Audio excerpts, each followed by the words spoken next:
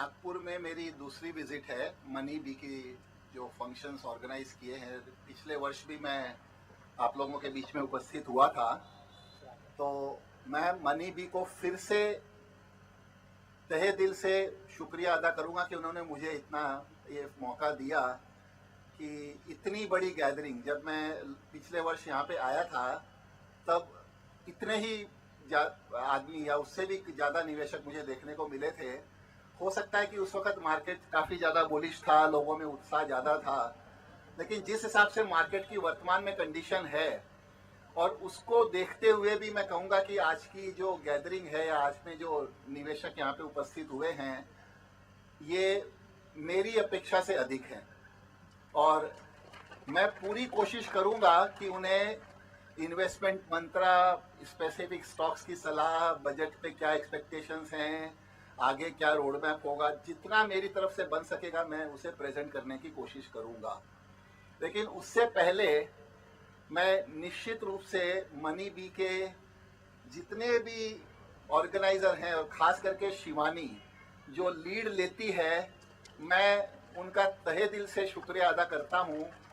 उनके सहयोगी आशुतोष और मैं कई नाम मैं सारे नहीं ले सकता, मुझे याद नहीं है, इतनी मैं आपको बता नहीं सकता, इतनी मेहमान नवाजी, इतना आदर, इतना सम्मान देते हैं। मैं कई इन्वेस्टर कैंप्स में कई जगह एड्रेस करता हूँ, साल के करीबन मेरे 20 से 25 अक्रॉस इंडिया होती है, लेकिन आप सच मानिएगा इतना प्यार, इतनी अच्छी क्राउड और इतने अच्छे निवेशक मुझे कहीं पे भी नहीं मिले हैं। मैं आपको ये खुश करने के लिए नहीं कह रहा हूँ। पिछले हफ्ते मैं नागपुर में था, अगले हफ्ते बॉम्बे में है, उसके बाद शायद मैं 12 तारीख को फिर से नागपुर आने वाला हूँ, इंस्टीट्यूट ऑफ चार्टर्ड अकाउंटेंट। पूरे भटकते रहता हूँ क्योंकि दूसरा कोई काम नहीं है, शनि रवि को क्या करे बम्बई बैठ के।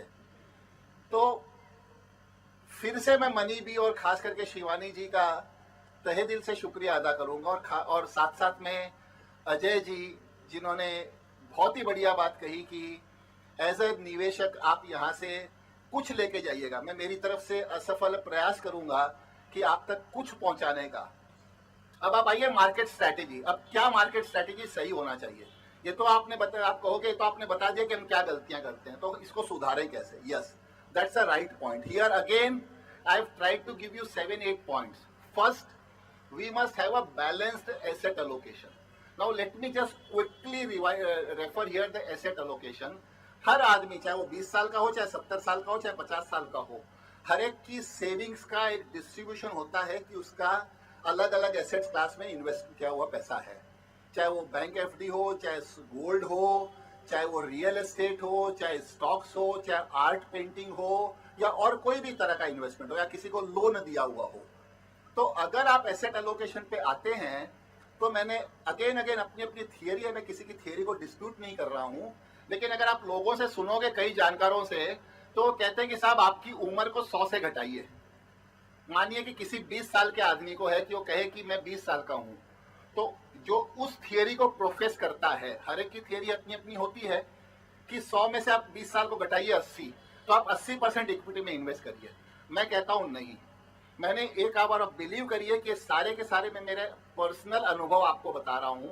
आई always say the asset allocation ratio और द ब्रेकअप अप्लाइज सेम और uniformly to all class of investors, whether he is 20 years old or he is 70 years old. Let me just quickly explain. If you are a man of 50 years also, or if you are a young 20 years also, I will say put 20% in the debt instruments like PPF, bank fixed deposit. I am including all. Maybe the private lending. अब तो private lending खत्म हो गई. In the olden days, maybe about a decade back, we used to lend to our relatives. You know, the company fixed deposit अगर आप देखते होंगे 14-15% में, but वो मार्केट ये भी खत्म हो गया. अपने फ्रेंड्स रिलेटिव को भी पैसा दोगे आप तो पैसा आएगा ही नहीं. So now broadly the debt instruments are PPF, bank fixed deposit. I say restrict that to 20%.